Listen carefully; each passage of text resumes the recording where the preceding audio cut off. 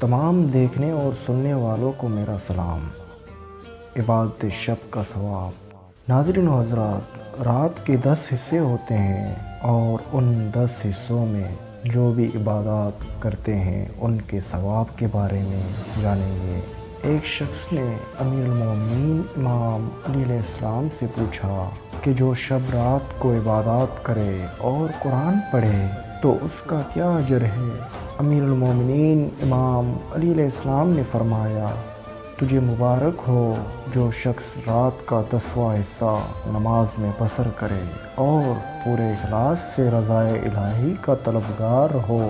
تو اللہ تعالیٰ اپنے ملائکہ سے کہتا ہے کہ اے میرے فرشتوں، آج رات جتنے بھی نباتات، گل، بوٹے، درخت اور پتے اور چراگاہوں میں جتنا گھاس پیدا ہوا ہے، تم اس کی مقدار میں میرے اس بندے کے نام اعمال میں نیکیاں لکھو۔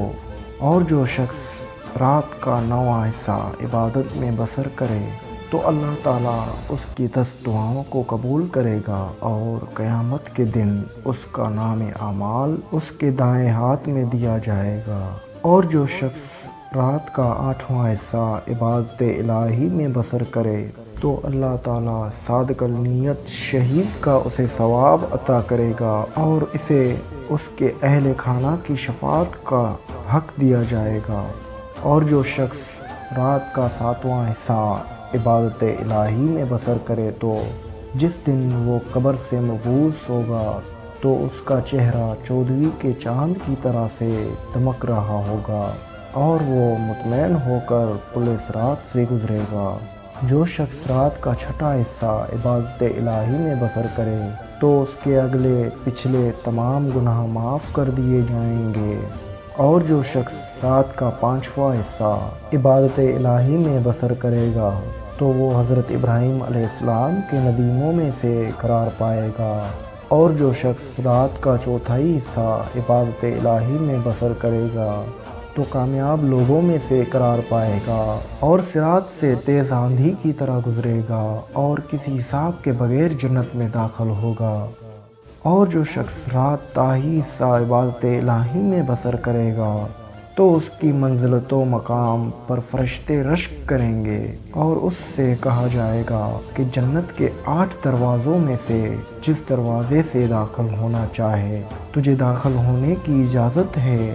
اور جو شخص رات کا آدھا حصہ عبادت میں بسر کرے گا تو اس کے ثواب کے لیے یہی کیا جا سکتا ہے اگر 70,000 زمینیں سونے کی بھری ہوئی ہوں اور کوئی شخص وہ سارا سونا خدا کی راہ میں لٹا دے تو بھی وہ اس کے جزا کا مقابلہ نہیں کر سکے گا اور اسے نسل اسماعیل کے 70 غلام آزاد کرنے سے بھی زیادہ ثواب ملے گا۔ اور جو شخص رات کا 2/3 حصہ عبادت الہی میں بسر کرے تو اسے صحرائے عالج کی ریت کے ذرات کے برابر نیکیاں دی جائیں گی اور ہر نیکی کا وزن جبل احد سے 10 گنا زیادہ ہوگا۔ اور جو شخص پوری رات کتاب الہی کی تلاوت اور رکوع و سجود اور ذکر الہی میں بسر کرے تو اسے کم سے کم یہ ثواب ملے گا جیسا کہ وہ ماں کی شکم سے آج ہی پیدا ہوا ہو۔ اس کے نام اعمال میں خدا کی پیدا کردہ تمام نیکیوں کا ثواب لکھا جائے گا اور اتنے ہی اس کے درجات بلند کیے جائیں گے۔ اس کی قبر منور کی جائے گی اور اس کے دل سے گناہ اور حسد کو نکال دیا جائے گا۔ ایسا شخص عذاب قبر سے محفوظ رہے گا اور اسے دوزخ سے بچاؤ کا پروانہ دیا جائے گا اور اسے مطمئن افراد کے صف میں مشہور کیا جائے گا۔